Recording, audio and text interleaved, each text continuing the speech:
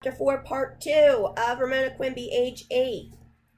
Yesterday we learned that Ramona's mother grabbed the wrong egg by accident. She gave Ramona a raw egg in the last chapter instead of a hard-boiled egg.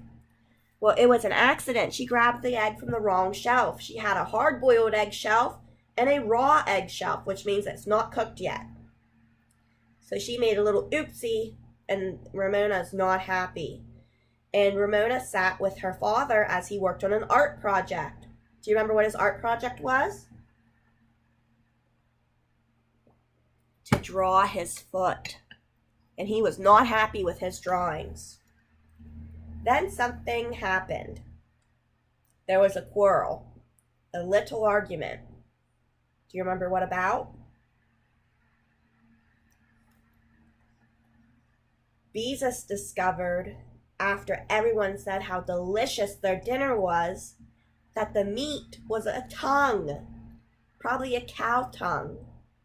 And the girls were just disgusted. They were like, ew! And although they thought it was delicious, once they found out it was tongue, they didn't want to eat it. And it made Mom and Dad very sad. Because, do you remember? Since Dad is in school, Mom has to be the one to provide for the family, make sure that they have food and everything. They don't have a lot of money. So they have to find ways to make money last longer. And one of the ways was to buy tongue instead of steak because it's cheaper. And Ramona and Beezus made their parents feel very sad and guilty. So let's continue reading and see if maybe they can change things around. Beezus silently cleared the table. Mrs. Quimby served applesauce and oatmeal cookies, while Mr. Quimby talked about his work as Santa's little helper in the frozen food warehouse. He told how snow fell inside the warehouse door when someone opened it and let in warm air. He told about a man who had to break icicles from his mustache when he left the warehouse. Snow indoors, icicles on a mustache. Ramona was full of questions that she would not let herself ask. Maybe working as Santa's little helper wasn't as much fun as she had thought. I'll tell you what, said Mr. Quimby to Mrs. Quimby, when the last cookie crumb had been eaten. You need a rest. Tomorrow the girls can get dinner, and you can take it easy. Good idea, said Mrs. Quimby. Sometimes I do get tired of cooking. But I'm supposed to go to Mary Jane's tomorrow, protested Beezus. Call her up and tell her you can't come. Mr. Quimby was both cheerful and heartless. That's not fair, said Beezus. Tell me why it isn't fair, said Mr. Quimby. When Beezus had no answer, Ramona understood their plight was serious, which means like fight. We're learning all kinds of words for fight. An argument. When their father behaved this way, he never changed his mind. But I don't know how to cook, Ramona protested, except Jell-O and French toast. Nonsense, said Mrs. Quimby. You are in the 3rd grade, and you can read. Anyone who can read can cook. What'll we cook? Beezus had to accept the fact that she and Ramona had no way out. The same things I cook, said her mother. Whatever I have bought on special that you can find in the refrigerator. And cornbread, Mr. Quimby, his face serious but his eyes amused, looked at Ramona.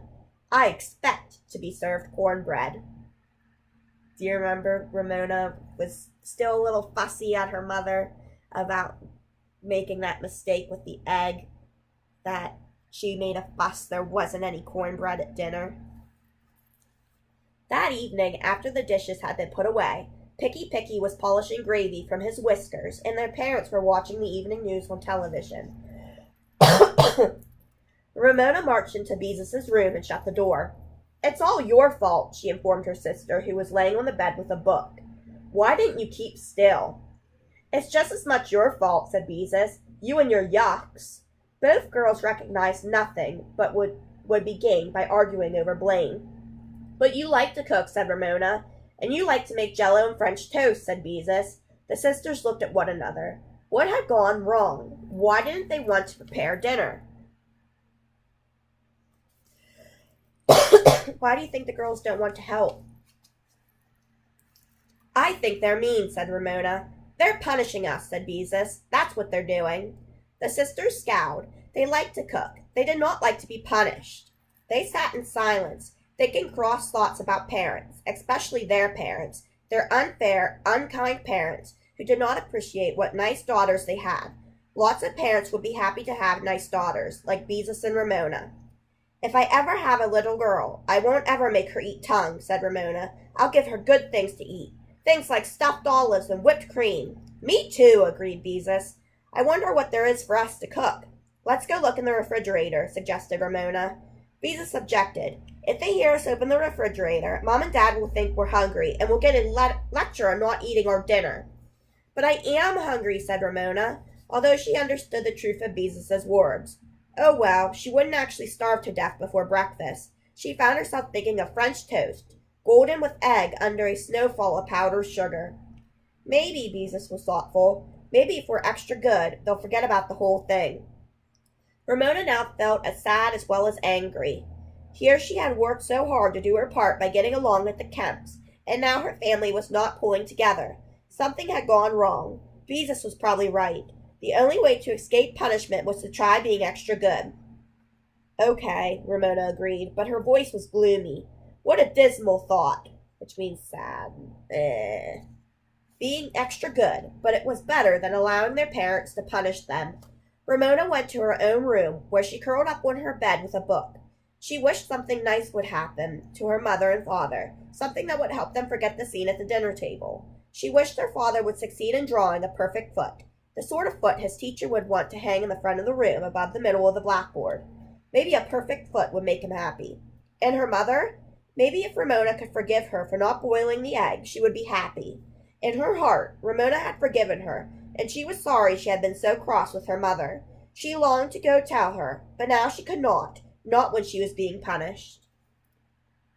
Next week we'll start Chapter 5, The Extra Good Sunday. Do you think Ramona and Beezus can be extra good all day? Well, I'll see you next week to find out. Stay groovy. Have a wonderful weekend.